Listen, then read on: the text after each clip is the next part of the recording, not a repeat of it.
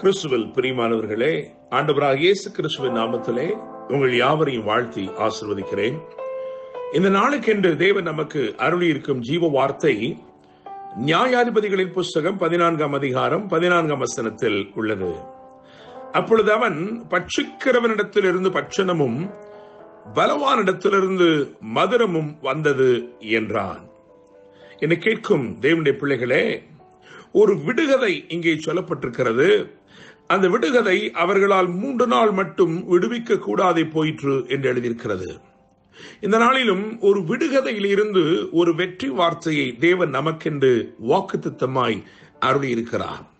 என கேட்கும் தேவனுடைய பிள்ளைகளே, சிம்சோன் என்னும் ஒரு பராக்கிரமசாலியின் அவனுடைய வாழ்க்கையில் நடந்த சம்பவங்கள், அவைகளைத்தான் இந்த 14ஆம் அதிகாரம், 15ஆம் அதிகாரம் மற்றும் 16ஆம் அதிகாரத்திலே எழுதியிருக்கிறது.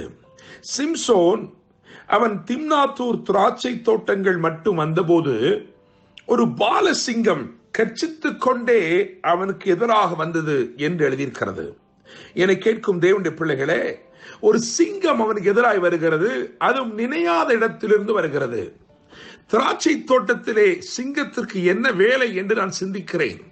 ஆனாலும் பாருங்கள், சற்றும் எதிர்பார்த்திராத விதத்திலே, எதிர்பார்த்திராத இடத்திலிருந்து அவனுடைய பிரச்சனை என்பது கட்சிக்கிற ஒன்றாய் சீறி பாய்ந்து வருகிறது.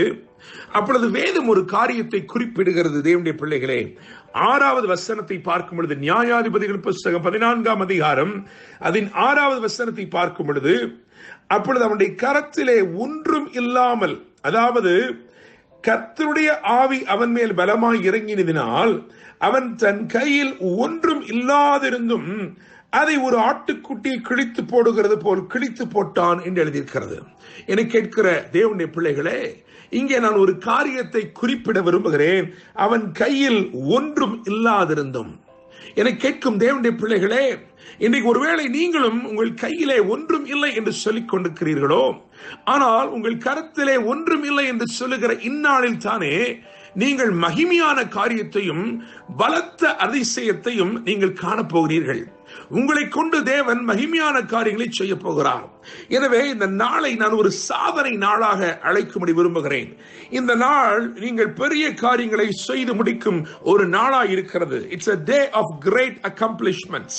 என கேட்கும் தேவனுடைய பிள்ளைகளே, இது உங்களுடைய சுய பலத்தினால் அல்ல, தேவ ஆவியினாலே, தேவ ஆவியானவர் உங்கள் வாழ்க்கையில செய்யும் அற்புதங்களினாலே அமைகிற பெரிய சாதனையாய் இருக்கிறது. தேவனுடைய பிள்ளைகளே, அவன் கையில் ஒன்றுமில்லை என்று எழுதியிருக்கிறது. அவன் கையிலே ஒன்றுமில்லாத சூழ்நிலையிலே தேவன் அவனை பலப்படுத்தினது நிமித்தமாய் அவன் ஒரு பெரிய ஜெயத்தை அங்கே அவன் எடுத்துக் கொள்கிறான். தேவனுடைய பிள்ளைகளே, இன்னுமாக நீங்கள் 8வது வசனத்துக்கு வரும் பொழுது, அங்கே வேதம் சொல்லுகிறது, சில நாளைக்கு பின்பு அவன் திரும்பி வருகிறானாம். அவன் திரும்பி வருகிற பொழுது அந்த சிங்கத்தின் உடலை பார்க்கிறதற்கு வழி விலகி போனான். இதோ சிங்கத்தின் உடலுக்குள்ளே தேனீ கூட்டமும் தேனும் இருந்தது. என கேட்கும் தேவனுடைய பிள்ளைகளே, அவன் ஜெயம் பெற்று அவன் திரும்பி வருகிறான். அவன் திரும்பி வருகிற பொழுது பாருங்கள், அவன் அங்கே அந்த சிங்கம் அங்கே அதன் உடல் அங்கே கிடக்கிறது. தான் மேற்கொண்ட, தான் ஜெயம் எடுத்த தேவன் அவனுக்கு வெற்றி கொடுத்த, அவன் கையிலே ஒன்றுமே இல்லாமல் இருந்த பொழுது அவன் ஜெயித்தானே, அந்த ஜெயம் அப்படியே அந்த ஜெயத்தின் அந்த ஒரு நினைவு போல அது அங்கே கிடக்கிறது. அந்த சிங்கம் அங்கே கிடக்கிறது, சிங்கத்தின் உடல் அங்கே கிடக்கிறது. வேதம் சொல்லுகிறது, அதற்குள்ளே தேனும் தேனீ கூட்டமும் இருந்ததாம். என்னை கேட்கும் தேவனுடைய பிள்ளைகளே, நினைத்து பார்க்க முடியாத விதமாய் அமைந்த ஒரு அதிசயத்தை பாருங்கள். வெற்றி பெற்று போனான், இப்பொழுது திரும்பி வருகிறான். அவன் நினைக்க முடியாத விதமாய் நன்மை அவனுக்காய் காத்திருக்கிறது. நாற்றம் எடுக்கக்கூடிய இடத்தில் இருந்து நினைத்திராத நன்மை புறப்பட்டு வந்தது. என கேட்கும் தேவனுடைய பிள்ளைகளே, இதைத்தான் ஆண்டவர் உங்கள் வாழ்க்கையிலே வாக்கு பண்ணுகிறார். நீங்கள் நினைத்து பார்க்க முடியாத விதமாய் பிரச்சனைகள் வந்தது. அந்த பிரச்சனைகளிலே தேவன் ஜெயத்தை கொடுத்தார். அது முடிந்து போனதை நினைத்தீர்கள். ஆனால் தேவன் சொல்லுகிற, இல்லையப்பா, அந்த பிரச்சனையிலே நீ ஜெயம் எடுத்தாயே, உனக்கு எது தீமை செய்ய வந்ததோ, எது தீமை செய்யும்படிக்கு பலன் கொண்டு எழுந்து உனக்கு விரோதமாய் நின்றதோ, இருக்கிறதோ அதில் இருந்து உனக்கு நான் நன்மையும் நான் கொண்டு வரப்போகிறேன். இதுதான் கர்த்தர் இன்றைக்கு அனுப்புகிற வார்த்தை. என கேட்கும் தேவனுடைய பிள்ளைகளே, இந்த சூழ்நிலை ஏன் வந்தது? நான் திராட்சை தோட்டங்களுக்குள் தானே நடந்து போனேன், ஏன் இப்படியாக என் மேல் வந்தது? இது எனக்கு விரோதமாய் சீரிப்பாய் இந்த முகாந்திரம் என்ன என்று கேட்டாயே, தேவன் உனக்கு வெற்றியை மாத்திரமல்ல, அந்த தீமை உனக்கு விரோதமாய் எழும்பி நின்ற தீமை, கர்ச்சித்து உனக்கு விரோதமாய் பாய்ந்ததே, அந்த தீமையிலிருந்தே தேவன் ஒரு நன்மையும் உனக்கு கொண்டு வந்து தரப்போகிறார். தேவனுடைய பிள்ளைகளே, நீங்கள் வேதத்திலே பல சம்பவங்களை நான் வாசிக்க முடியும். யாத்திராமத்தின் புத்தகம் 2ஆம் அதிகாரம் 6 முதல் 9 வரையுள்ள வசனங்களை வாசித்து பார்க்கும் பொழுது, எங்கே இருந்து கொடுமையான சட்டம் பிறந்ததோ அங்கே இருந்து கனிவான சகாயமும் கிடைத்தது. தேவனுடைய பிள்ளைகளே, 1 சாமுவேல் 19ஆம் அதிகாரம் 19, 20 ஆகிய வசனங்களையும் அதை தொடர்ந்து வசனங்களை வாசிக்கும் பொழுது, தீமை செய்யும்படிக்கு புறப்பட்டு வந்தவர்களே தீர்க்க தரிசனம் உரைக்க ஆரம்பித்தார்கள்.